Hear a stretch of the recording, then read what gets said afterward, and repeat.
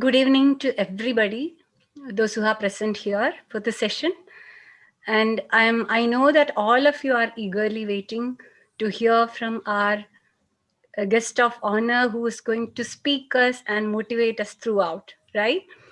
So let's start the session with the blessings of Almighty. So let's all keep our eyes closed and we'll just have a chanting. Okay, let's all keep our eyes closed.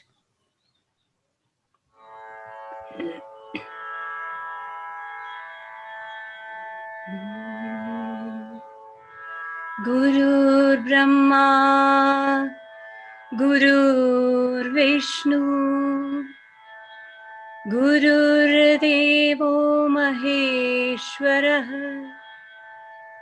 Guru Sakshat Parabrahma Tasmai Shri Gurave Namaha Tasmai Shri Gurave Namaha.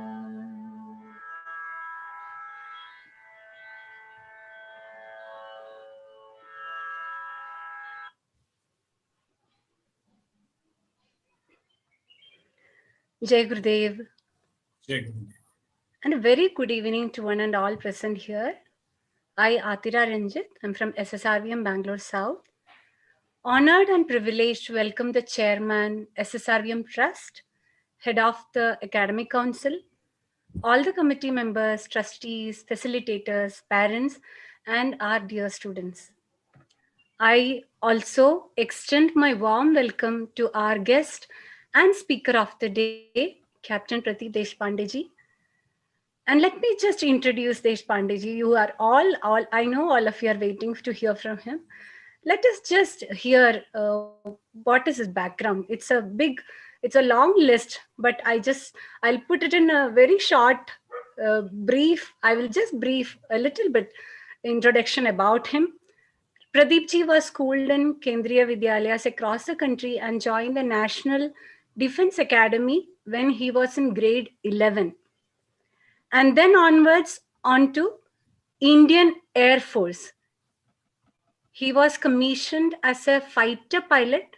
He has the experience of flying fighter planes for 22 years. After his premature retirement from the Indian Air Force, he joined Air India, flying commercial aircrafts for about 16 years. He is a flying instructor for over 20 years and participated in the Kargil War. His passion in music continues, and Pradeep ji pursues it almost every day. Apart from all these things, he's a middle distance runner and has participated in 10 half marathons in Mumbai. He has also been associated with the youth through a couple of NGOs for the last 15 years. Wing Commander Pradeep ji enjoys flying the most and considers it as the focus that enables him to do all the other activity that he does.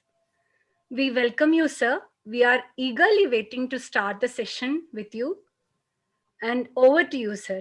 I know this is a very brief introduction. When I go through your profile, it's a very, very long list. Welcome you, sir, and over to you, sir. Thank you very much, ma'am. So I'm going to start this thing with a small video, and if you allow me to share the screen, and then we will get on with the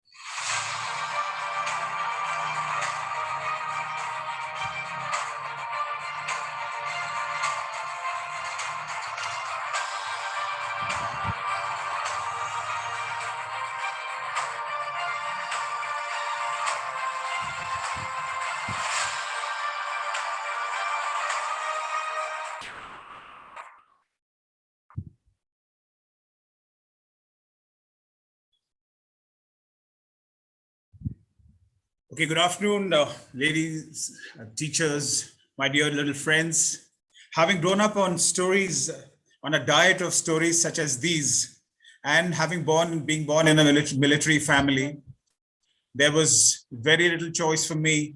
And choosing a career in the Indian Armed Forces was virtually a natural thing. It was a natural choice for me. So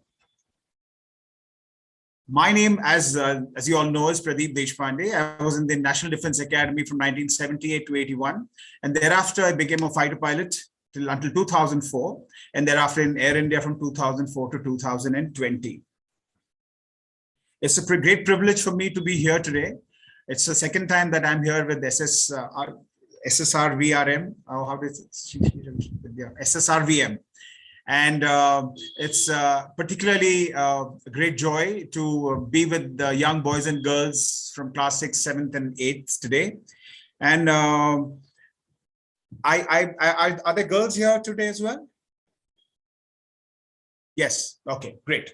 So this lecture would have essentially been for the boys till last year, but now this year onwards, even the girls have been allowed to enter the Sainik schools as well as the National Defense Academy, and of course they are finding a great place of pride in various branches of the Indian Armed Forces. So before we get on with the career counseling part of it, I would like to share my views about a good what does a good career choice really mean. A good career choice to me means that when you get up on a Monday morning, you leap out of your bed and you're raring to go to wherever you're going. And that, if you're doing that every Monday morning, you're in the career of your choice. On a Friday night, when you come back from work, you're looking forward to playing, you're looking forward to a good weekend, and again, recuperating yourself to start your new job or to start your new day on the Monday morning. This has been my story so far. I can count the occasions that I didn't feel like this, perhaps on the fingers of my left hand, and that's it. And I would strongly recommend all of you to find that passion. Today, we have a choice, usually two things that govern our decision on choosing a career. One is the job satisfaction out of it, and the other is what sort of a remuneration, what kind of money that we get out of it.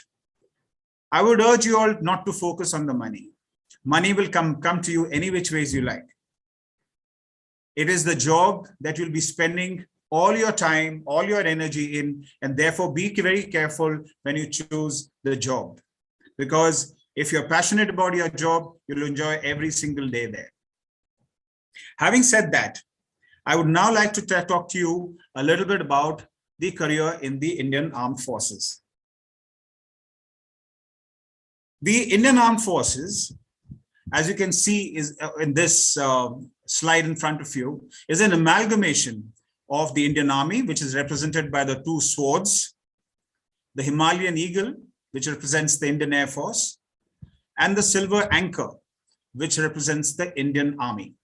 So I'll first define, for those who don't know very much about the Indian Armed Forces, the Indian Armed Forces comprises of the Indian Army, the Indian Air Force, and the Indian Navy.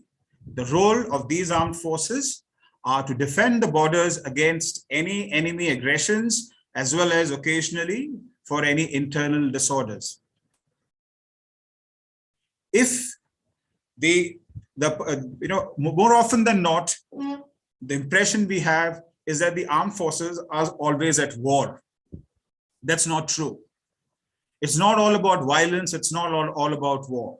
The Indian Armed Forces are a professional force that takes pride in equipping itself with the right talent, the right training, the right equipment, and becoming a deterrent force. You become so good that you avoid a conflict that the enemy now thinks many times before he even thinks of being able to attack you. So it's not about war. It's not always about fighting. It's about equipping yourself in this profession. So if you think that you have the excitement, you have that spirit of adventure, and you have that sense of discipline, then the Indian Armed Forces is the place for you. You could either join the Indian Air Force and fly these magnificent flying machines, which I did, or you could join the Indian Army and do what these boys do, and boys and girls also today, or you could even join the Indian Navy and sail the oceans. So, to be able to do that, I'll just stop sharing the screen for a minute.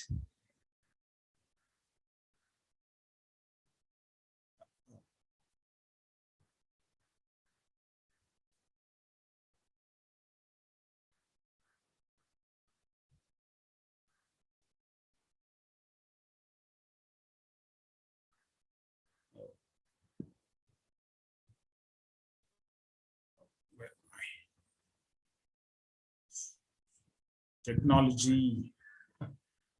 Anyway, okay, I have to stop sharing here. There's a screen sharing stop now. Right. So, so the point that I'm coming to was, so the choice of the armed forces is with you, and you could do either of joining either of the services. So now, before we go forward on how to get there and what it takes to be there, a little bit more about what the Indian Air Force or Indian Army and the Indian Navy do. On a routine, I would first I'll essentially talk to you about the Indian Air Force, and the routine is a little similar in the Indian Army as well as in the Indian Navy. In the Indian Air Force, a typical week would start at sunrise, where you would go for a briefing, and by sunrise, by the first light, the aircraft, the fighter pilots are walking to the aircraft and trying to get airborne for their missions. The missions comprise sometimes air combat, sometimes firing at targets on the ground, or sometimes carrying out some formation flight. Once these sort of flying happens for about 3 or 4 waves, that means from the morning right through till the afternoon, these pilots fly their missions. And after that, you'll end up for the briefs and the debriefings. The missions that are conducted are debriefed in great detail, and after which it's playtime. You can go have lunch, have a siesta, thereafter go play games. There are enough facilities available to play squash, to play tennis, to play some team games. After which, as a youngster, you probably congregate at the officers' mess, where you meet up, socialize with your colleagues, have your dinner, and you're back again for the next day's preparation and for the next day's flights. Now, this is the routine by and large for 5 days in a week. At the 6th and the 7th day, the Saturday, Sunday are usually left for games or get-togethers. People are leaving the unit. Some people are coming to the unit. So you meet them, you socialize with them, and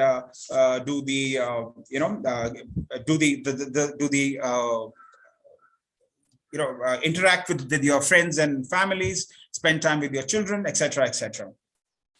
So since you people are so young, and how does one, the question probably comes to your mind is, how does one get to the Indian Air Force? How does one join the Indian Armed Forces? So the way it works is that you would, there are many methods, there are many ways to join the Indian Armed Forces, but I would strongly recommend going to what is the institute that I went to, which is the National Defense Academy. So the National Defense Academy is located in Khadakwasla near Pune, where children or boys and girls now after class 11th can come and do their graduation. This place that you can see now are the gates of the National Defense Academy. This is the place where children or boys and girls after class 11th or now after class 12th join the National Defense Academy, and graduate through a 3 years course.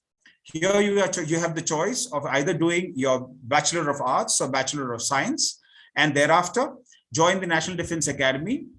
From this here, for the 3 years, you are trained in the places such as these. This is the Sudan block. which is the main center of our training, the academic training, where cadets like these train for academics or train outdoors here on the drill square where they practice drill, and thereafter go to the various separate training institutes. This National Defense Academy was instituted in the early 50s to enable an integration of all three armed forces. It was decided, or it was envisaged that it would be a good idea for all the three services, the Indian Army, Air Force, and the Navy, for their future officers to train together, so that when in future there are conflicts or there is a war where usually all three forces are involved, if these boys and girls have grown up together, have trained together, the integration and in the field of war would be even better. So after a 3 years course here at the National Defense Academy, the cadets move out towards the Army, Navy, and the Air Force. They train for the Air Force. Cadets go to the Air Force Academy. The Army go to the Indian Military Academy in Dehradun, and the naval officers, naval cadets go to the Naval Academy in Cochin. In the National Defense Academy, there is the curriculum that is followed. It's a very, very nice place. It has the curriculum followed is there is academics. It's a mix of academics, the outdoor activities, which includes parades, physical training, hobbies, adventure activities, and then you do that through the day, and in the evening you come to the mess and to have your meals. This is the view of the cadets mess of the National Defense Academy, and here are the cadets who are having their formal dinner, which happens almost every month. And this are the cadet quarters. This is called a squadron. This is B, which is Bravo Squadron. These are the rooms of the cadets. That they are all housed over here. They come here in the evenings and they study over here and sleep in the cabins, which look something like this, where each cadet gets an independent cabin. And from here, this is where he spends his 3 years as a cadet. And after 3 years, which is 6 semesters, he moves on to the various academies. Right. So now, what sort of a preparation do you think you would need to get to the National Defense Academy? I would suggest, I would divide this into 3 parts. One is your academic preparation, the other is your physical preparation, and the third is your mental preparation. So are we going to answer questions in the course of the chat, or should we do it at the end? Because there are some, sorry? At the end is what we had planned. Beg your pardon? At the end is what we had planned. Okay, great. So we'll do it at the end. Right. So,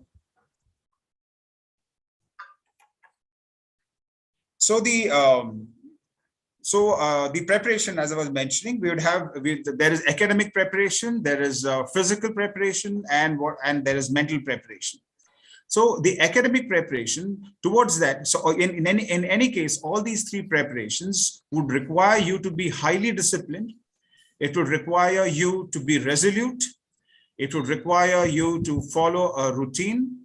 And if you were to do that, you would succeed both for the entrance exam as well as succeed in the career as an officer in the Indian Armed Forces. So the academic preparation would be very, very simple. The way the NDA is tested, there are basically 2 general knowledge papers. There is an English language paper, and there is a mathematics paper. The papers are not difficult. It is exactly as per your syllabus for class 10th, 11th, and 12th. But what is important is your ability to understand the subjects. You must concentrate on the fundamentals of the subject, because the questions would be objective. The questions will be a little twisted. so as to be able to understand your, so as to be able to know how well you have understood the subject. So as you progress through your education further, through your senior classes, just remember that you need, and that is true for all professions. And since we are talking here about the armed forces, I mentioned that for the NDA entrance examination. So you need to be prepared, prepared thoroughly as far as the understanding is concerned. And you need to have, you need to prepare yourself for quizzes. You need to prepare yourself on the IQ tests, because the problems are, apart from the basic questions from the academics, there will be also problem solving questions. So in your own time, do some IQ tests. You can form little groups among the students and the teachers who are interested in mentoring the children, and you people can then do these quizzes, which would require you to think a little differently, think a little out of the box to solve these problems. From the academic, we move on to the physical. The physical activity, again, like I mentioned, requires a lot of discipline. The things are to be done are simple to do, but they need to be done on a regular basis. Consistency is the key. So you need to have an early to bed, early to rise rule. You need to get up in the morning in time on all days and do your preparation, do your physical activity in the morning, do some amount of studies in the morning. You need to be physically fit. You don't have to be a WWE wrestler kind of a person. You just need to be an athletic person. You need to be agile, and you need to be active. That is what you need to be able to qualify yourself physically for the NDA exam, for the NDA exams and subsequent selection, because the selection process is in three parts. The first part, of course, is the academic part. The second part is where you go to a service selection board, where there are not just an interview, it's over 3 or 4 days, where you are required to do a lot of teamwork. You are required to solve problems in the field. You'll be given certain, objects and a certain challenge that you have to solve using a rope, a drum, a ladder, and things like that. Then there are sessions that you would have of group discussions, where you would be required to come together and you'll be given a situation to which you will have to create a solution and execute that. So to be able to prepare for this, you will not, coaching classes of 3 months or 6 months are not going to work. You have to develop yourself mentally, and your children, your people are at the correct time to be able to start to groom yourself, to be able to create a personality. Personality development is not an overnight process. Personality development happens over a period of time. It is a reflection of your character. You cannot paint a personality on yourself. So therefore, your preparation should also, academic preparation should also revolve around your ability to understand what is going on around you. General knowledge, which includes the information about your country, information about the things that are going around, and more importantly, you need to have an opinion. And how does one articulate this opinion? First of all, how does one form an opinion?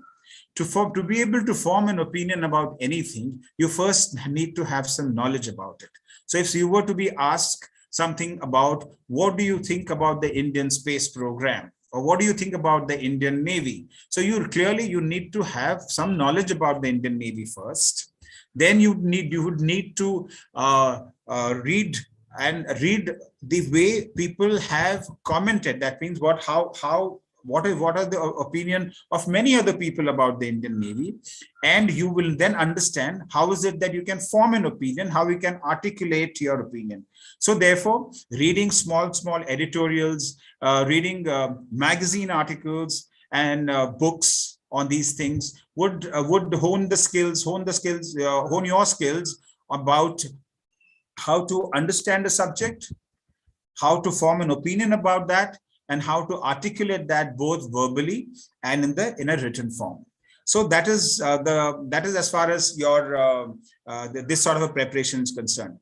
Also, in the physical preparation, you have to be, as I said, you have to be physically agile, and therefore you need not do some heavy exercises, but you need to participate in team games. It is very important for you to be able to play a game, any one game, to some level. Try and reach a level, say maybe at the school level, or maybe at the interstate level, because games play a very, very important role in the Indian Armed Forces. The reason is a spirit of camaraderie, esprit de corps, because we have to know, the armed forces are a team effort. It is not about individual excellence. It is about a team.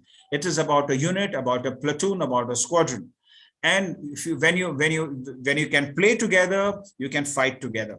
So the armed forces pays a lot of importance to team games. Therefore, hockey, football, cricket, and things like that are good things, are good games, in which you carry the team along. It is, like I said, it is not about individual excellence. So these are the things that you can develop, and which are both, which builds this spirit of teamwork, because you want to carry your team along, you want to help each other, and so that you win, and at the same time you physically activate yourself, and build a physical strength in your body to be able to cope with the physical and mental stresses that you may experience in the course of your career in the armed forces.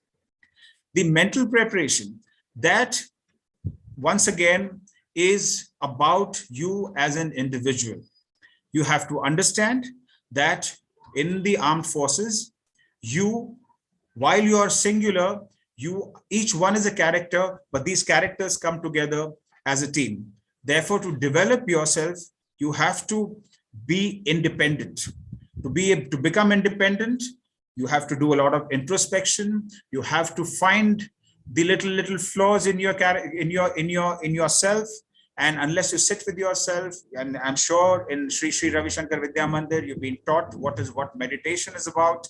So you meditate, you think about what you have done the day before and how you want to get over that, and improve yourself as an individual in the next day. So you carry, so this is how you build your character mentally. You keep yourself strong mentally, and build yourself. So that is the introspection that I talk about. And there is this thing about competitiveness. I think Sri Sri Ravi Shankar has himself articulated these thoughts in many ways. I've heard these talks a few times about it is not so important to be competitive. It is important to set standards yourself. You have to improve yourself as an individual. So, because this is what builds a spirit of camaraderie. You cooperate with people. You do not, you don't overtake people by pulling other people down. You overtake people by, you don't have to, this is not about overtaking people. It's only about improving yourself as an individual. And each day you have to ask yourself, am I better than what I was yesterday? So these are the things that you would have to build yourself and prepare yourself in the course of the next few years, so that it allows you to not just prepare for the examination, not just prepare yourself to qualify for the National Defence Academy, but even to qualify yourself and make yourself a good career officer, a good career person in the Indian Armed Forces, or any other place that you would choose to embark upon. I'm not going into great details about the syllabus for the examinations and when the exams are conducted and what are the medical standards. These are all available on various websites, the UPSC websites, and I'll be happy to share it with you people through your teachers as and when you required, because it's still a long way off for you children. But what I just explained to you briefly is what the Indian Armed Forces are about. how can one get into the Indian Armed Forces, in which I touched upon the essentially about the National Defense Academy, although there are many other ways of getting in as well. And lastly, I gave you some idea about how you can physically, academically, and mentally prepare yourself for the Indian Armed Forces. This was a little in brief, and I would actually like to devote a major part of the session now to the question answers, so that I can actually satisfy the boys and girls here. Rather than I would rather say what they want to hear than just say what I want to say. So can we open it to the questions now? It's a little longish, time still available, but I would rather do that. Yes, sir. We'll take up questions now. Then it was really inspiring to hear you, sir. Even I would have been a student now. I think I would have taken this path. That much details you have given, and I'm sure that many of them will have so many questions to you. So children, can you, if you can put it in the chat, Adira ma'am can read it out for sir, or you can raise your hand.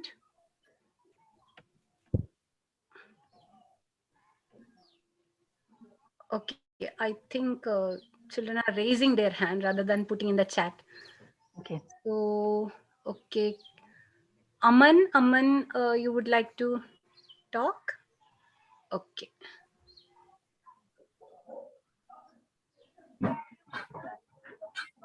Dilish, can you help unmute? Aman, okay. They'll need to unmute themselves. Okay, Shanmukh wants to ask. Okay, so I'll just unmute Shanmukh. Shanmukh, are you ready? Yes, you can. Yes, ma'am. My doubt is that means do we have to be trained before?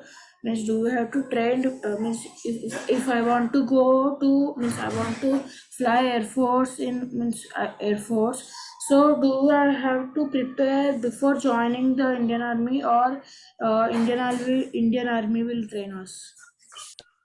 No, if you want to become a pilot, you want to become a pilot in the Air Force, then the Indian Air Force will train you. So the way it functions is, after your class 12th examination, once you're qualified for the National Defense Academy through the selection process, you would go to the National Defense Academy, which is a 3 years boarding course, after which you will be sent to the Air Force Academy, where you'll be trained for 1 year.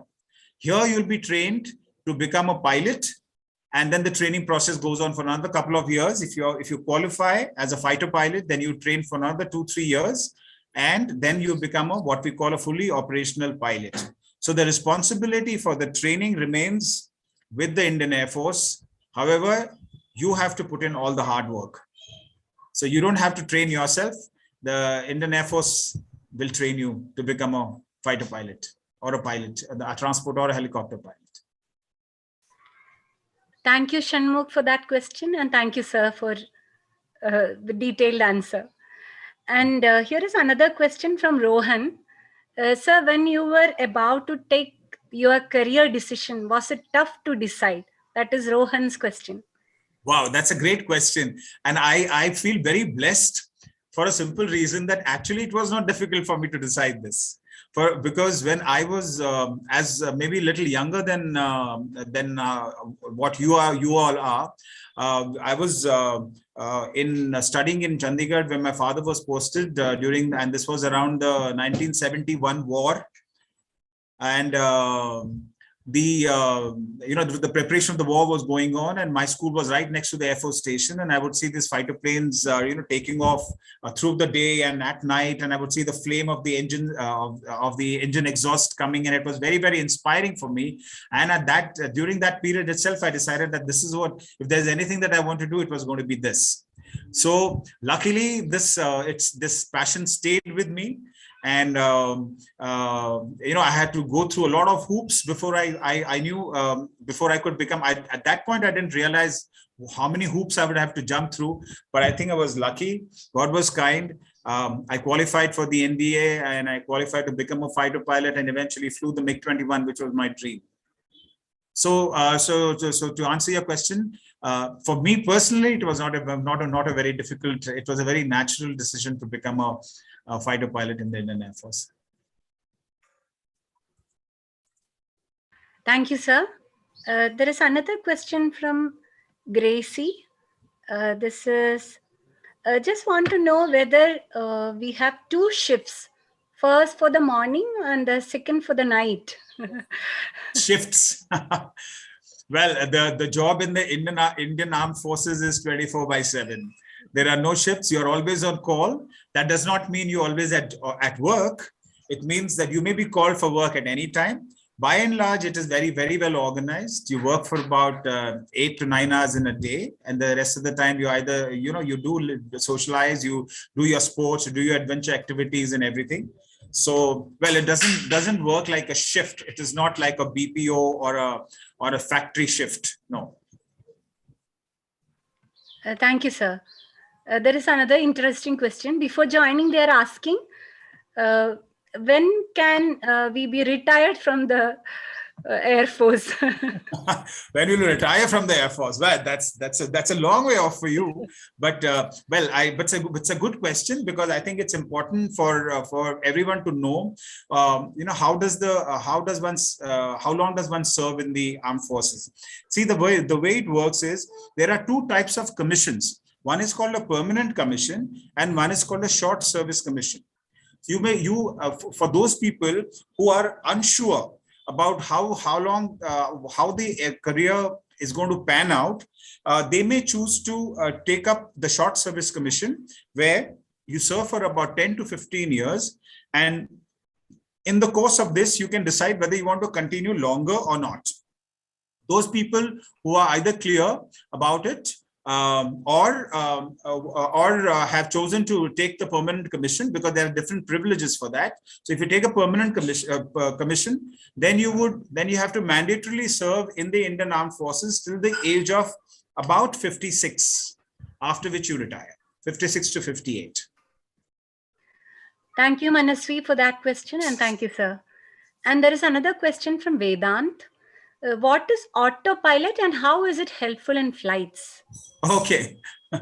Well, autopilot is an electronic device which actually is programmed to move the controls of the aircraft. See, the aircraft flies with the help of certain flying controls, which the pilot manipulates to be able to fly the aircraft, turn the aircraft, take off, land, etc.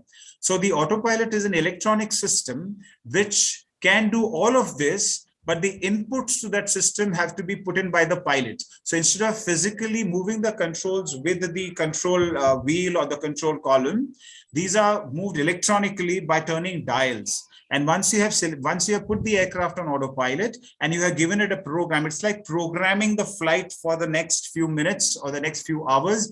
And once you have programmed that, the computer flies that aircraft on that path that the pilot has programmed. So that is how the autopilot functions, briefly. Thank you so much for that detailed explanation, sir. Now, there is another question from Keshav. I think this is also very interesting. What was your favorite mission in your whole career? Oh, what favorite mission in my whole career? Well, I enjoyed air combat, which was the training missions. But I must tell you about one mission that I flew during Kargil. So it was, I think it was the 17th or 18th of May, 1999. And we were inducted into Kargil operations, and I was flying the MiG-29 at that time. And we were escorting another aircraft that was doing aerial photography. There was very little known about the enemy forces on the ground, what they were doing and how they were positioned. So there was another specialized aircraft that carried photographic cameras, and it had to fly over that area. Now, because that aircraft was a slow-moving aircraft, it did not have any protection, and we were worried, or we were concerned that some aircraft from the other side, from the Pakistani Air Force, might come and shoot it down. So we were protecting that aircraft in our own planes. So we were escorting, it was like how you know how people are escorted. So the photographic aircraft was flying in the front, and we were escorting it at the back and keeping a sharp lookout for any enemy action. During that time, a missile was fired from the ground, which we didn't know. We didn't know in that area that they were surface-to-air missiles. And a missile was fired, and it hit the camera, camera aircraft's right engine. That engine caught fire, but luckily that fire went off. So we had to quickly tell him what was going on, because he could not see what had happened to his aircraft. So we escorted him from there, guided him to come back safely and land in Srinagar. So we were happy that we were there to give him that protection and give him that help to be able to land without any loss either to the aircraft or to the pilots. So that was an interesting mission that I was a part of during Kargil operations. And I really thank Keshav to make sir explain the whole thing about Kargil war. We were also eager to know about it when we saw that in your profile. And there is another question. Yes, this question is really interesting. What we should do to join to be a defense scientist? Or to be a defense scientist? Well, I can tell you what you can do, which is even more interesting, which is a scientist who's also a pilot. So we have in Bangalore, we have an institute called the Aircraft Systems and Systems Testing Establishment, ASTE. Now, in the ASTE, we have fighter pilots who have chosen to do test flying. They are called test pilots. These test pilots border on being scientists. So what they do is they designed certain equipment which can be put on the aircraft. They modify the aircraft.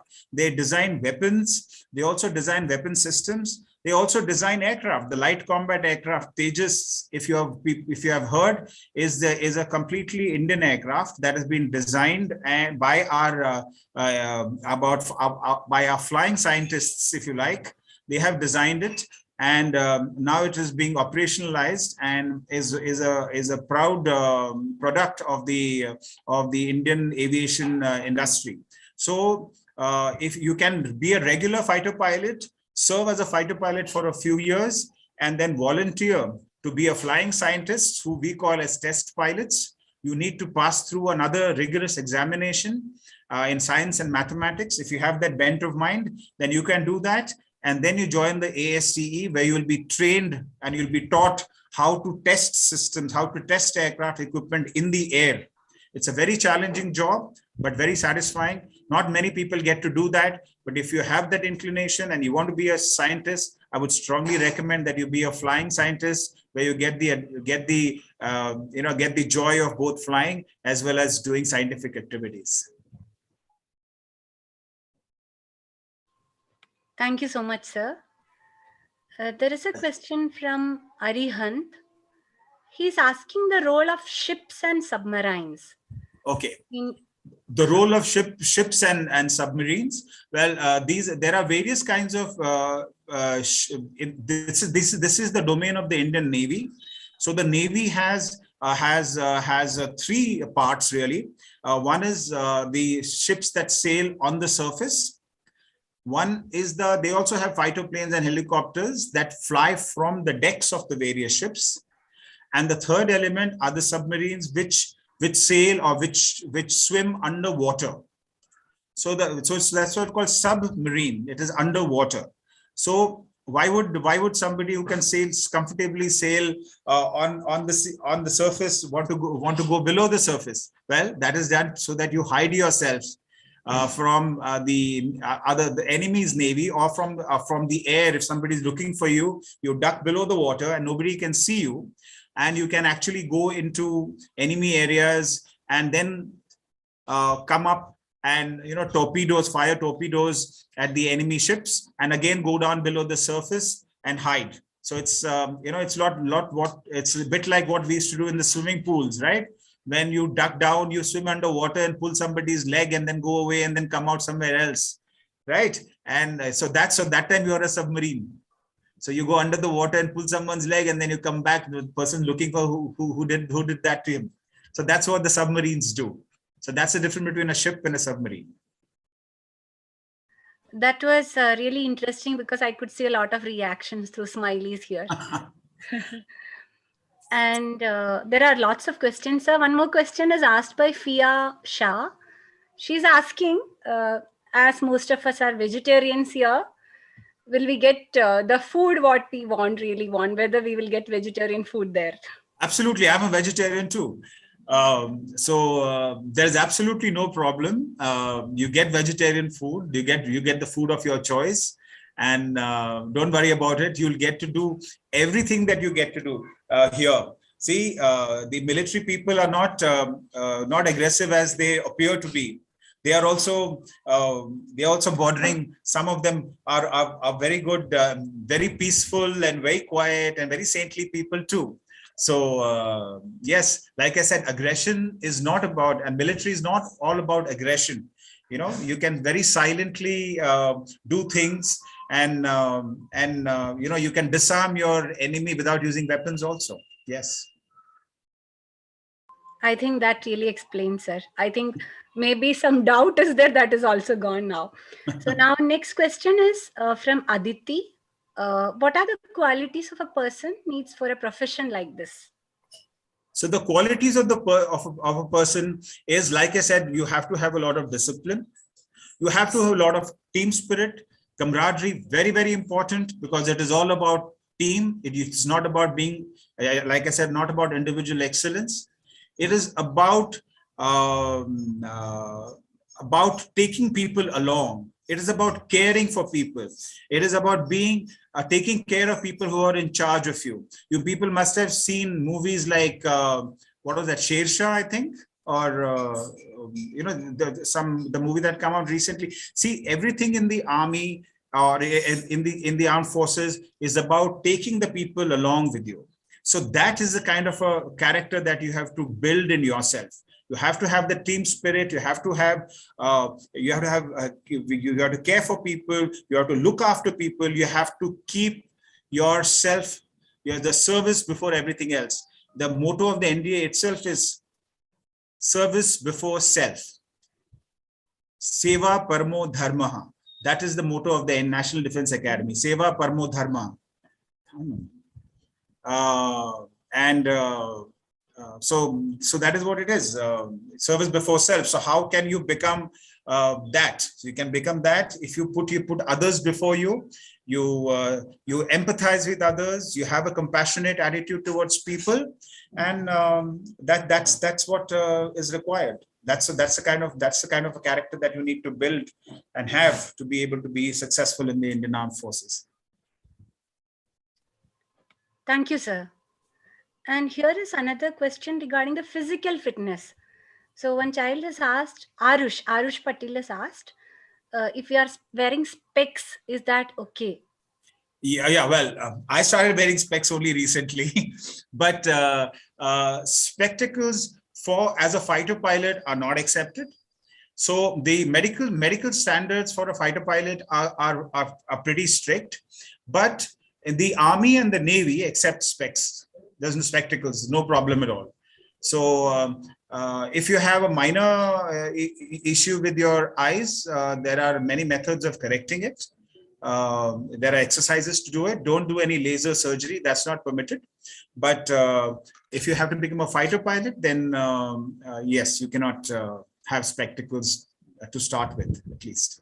Aman has been raising his hand for a very long time. He's right in front of me, so. Mm-hmm. Okay, Aman. Yes, yes, Aman. I want to ask one question.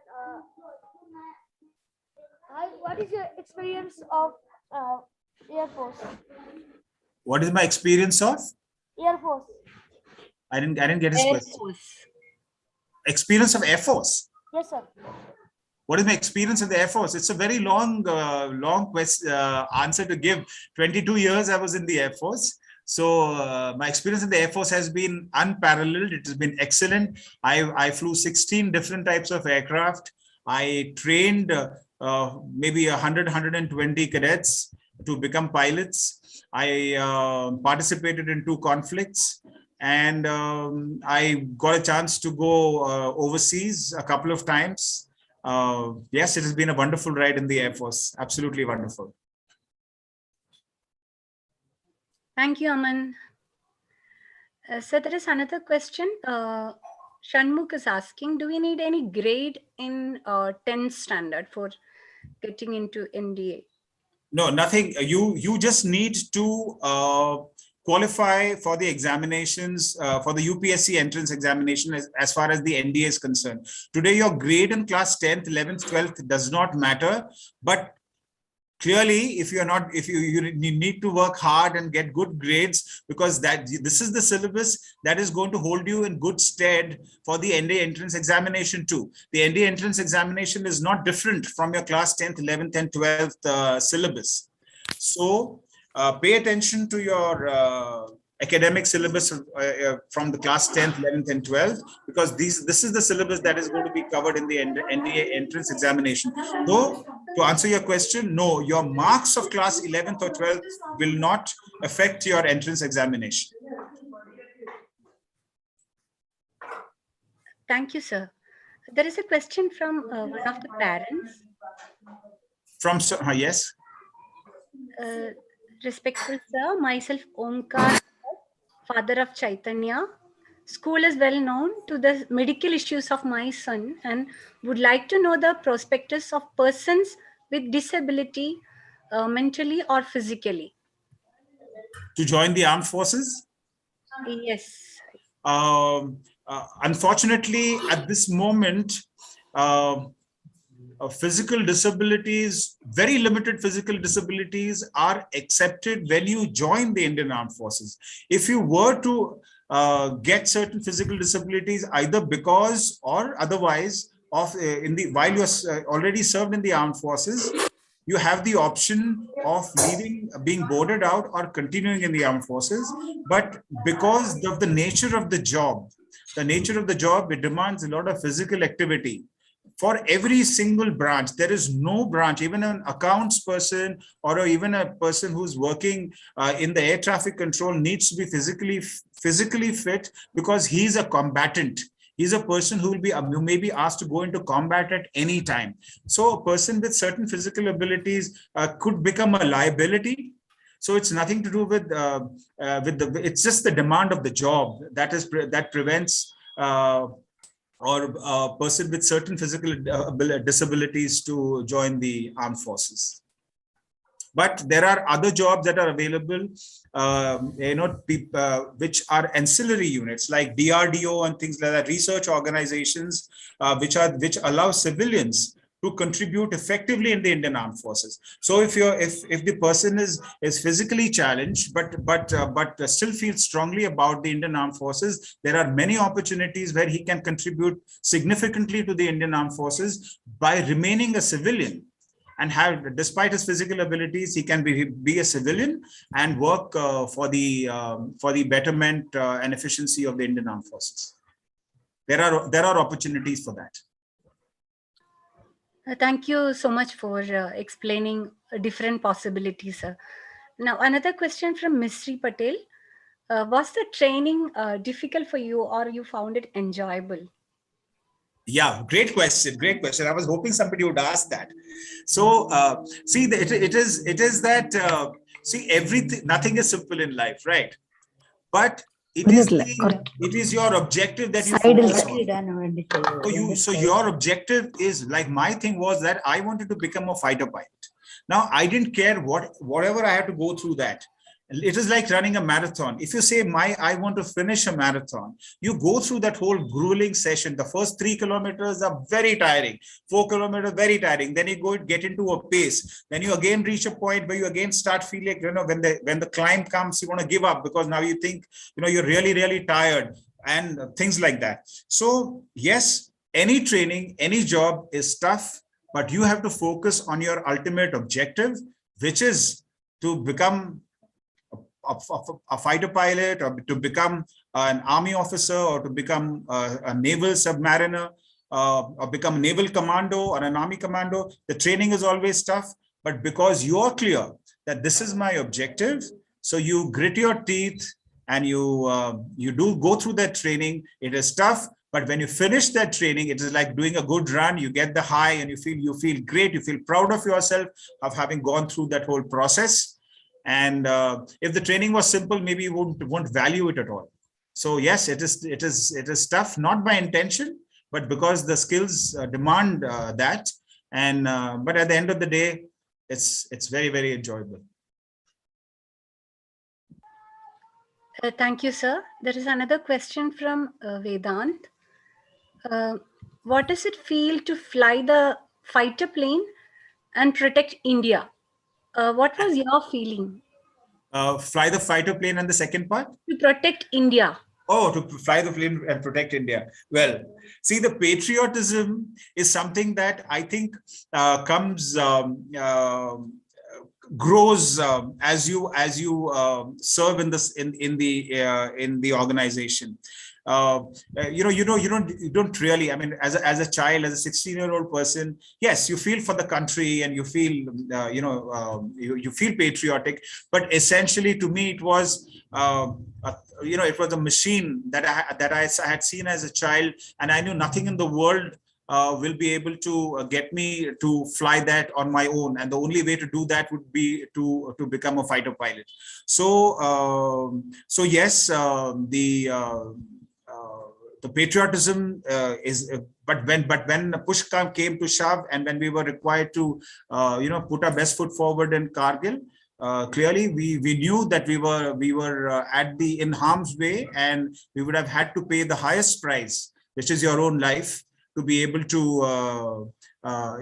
which was the ultimate sacrifice that one needs to make. But that time we didn't think twice about it. So flying the fighter planes in peacetime was like Schumacher to the power of 1,000. And the patriotism and everything else came to surface when it was demanded out of us, and I think we did our job quite well. It was a great feeling. I feel proud of being the part of an Indian Air Force for the 22 years that I served.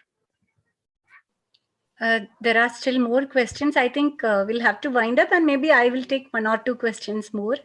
Anurag was raising hand continuously. Would you like to ask Anurag? Anurag, I can unmute. Anurag, are you there? Okay.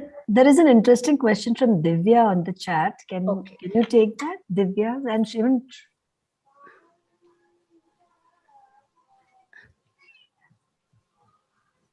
I can't find it. Okay, her question is, she wants to be a lawyer, and how do you become a lawyer in the armed forces? Can you serve as a lawyer in the armed forces? Yes, of course. So what you can do is, there is something called Judge Advocate General. It's called JAG, Judge Advocate General. So you join the, you can join the education branch, which is as an admin branch. You can join as a ground officer in the either of the services, Army, Navy, or the Air Force, and then apply to become a lawyer in that particular service. And based on your aptitude, your capabilities, and your qualification, you will be able to join the Judge Advocate General's branch and do military law. Absolutely, it is a very specialized branch in the Indian Armed Forces. So one more question is there. The child wants to prepare for UPSC and become an IFS, Indian Foreign Service. What would be the best course or college for prepare for UPSC? So this UPSC entrance examination is similar, but I think for the IFS it is probably the the civil services examination, which is different, which is an examination that I did neither prepared for nor frankly know very much about. But there are institutes, I'm sure, which train people for the Indian Foreign Service, the Indian Civil Services. So that's a separate thing. That's the Indian Civil Services examination which is conducted by the UPSC, and that is for a lot more senior people. Usually graduates, after they have done their graduation, usually appear for these examinations. So civil services are very different from the armed forces. And they don't form a part of the National Defense Academy or any of these. Okay. Thank you so much, sir. I think still the questions are on, but you have given us a lot of time. I think it's crossing 1 hour. Bindu ma'am wants to ask. Yeah, I saw a nice question. If you don't mind this, Yes, one more yes. question, Atira. What Yes, does yes. strips and stars on an officer's shoulder describe? This is from Rohan Patil. I thought that Beg was your- interesting. Beg your pardon? What does the stripes and the stars on an officer's shoulder describe? Right. So they represent the various ranks, ma'am. What it does is the Navy, Army, and the Air Force are distinguished by the color of the uniform, as well as the stripes that they wear on the shoulders. So the Army wears the stars. A single star is for a second lieutenant, which is colloquially called a pip. So it's called a pipping ceremony when the first time he wears a star. So that's a second lieutenant. When he gets 2 stars, it's a lieutenant. 3 stars is a captain. Then after 3 stars, they wear the Ashoka pillar, the Ashok's thumb. That's for a major. And then Ashok's thumb with another star is for a lieutenant colonel, and so on. So each thing represents thing. In the Air Force, there are stripes. There are blue stripes on a dark blue background. So a thin stripe is for a pilot officer, thick is for a flying officer, two thick stripes is a flight lieutenant, and so on. So, and in the Navy, it's similar to that in the Air Force, but they wear something like what I'm wearing here. These are the civil stripes, though. There's something like this, but there's a loop. There's a little loop around on the shoulder. So a single stripe is a sub-lieutenant, and 2 stripes is a lieutenant, etc., etc. So that when you look at a person, you know what is his rank and somewhat what are his capabilities. The pilot also wears a wing. That's the privilege of a pilot. So he wears he's a wing, so you know that he's a pilot. So that's how that's what it. I hope I've answered your question. Yeah, actually, it was one of the children. So Rohan's question. I found it interesting, so I read it out. Right. Thank you. Thank you. Thank you so much, Pradeep ji. Pleasure. And now I'm pretty sure that many students might have made up their mind to join National Defense Academy after hearing you, sir. As I mentioned, if I had been a student, I would have surely taken this path. The session was that much inspiring, and you went to that extent to explain everything, including the minute details and even the comforts of having dinner in the attractive mess once in a month. And we know that it's not easy, as sir told, which requires a lot of hard work and passion. But sir could explain and made it so simple and could motivate each and every one of us. And thank you so much for your time, sir. And we all had a wonderful session with you. And I'm sure that even the students. Pleasure is mine. I'm sorry for my apologies for pushing it by half an hour. I was on a flight. I just landed in Pune, and I rushed to my parents' place to set up the thing here to do it. But I'm glad I made it to this. It's a hugely satisfying experience for me. I love being among children, and I really, really wish this was a live session, an offline session, and I do hope I get the opportunity to interact with some, if not all of you, at some point in time. I'll share my email ID with. My email ID is there with Bindu ma'am. So if you feel there is something that you need to ask me, you're free to. You're more than welcome to write to me directly, and I'll be very happy to answer your queries and guide you if necessary. Thank you so much, sir. And this itself shows how much committed, and your commitment will definitely inspire everybody here. Thank you. Thank you so much, sir. Thank you. My pleasure. Thank you. Thank you to everybody, including the whole SSRVM Trust team and the IT support team and the students and parents and everybody, those who joined for the session today. Thank you so much and have a wonderful evening. Thank you. Bye-bye. Thank you. There are lots of other questions. So how do they write to the trust, is it? Or, they're asking for email ID as well. So they write to us, or how is it, Pradeep ji? I think Binduji let them write to you and then you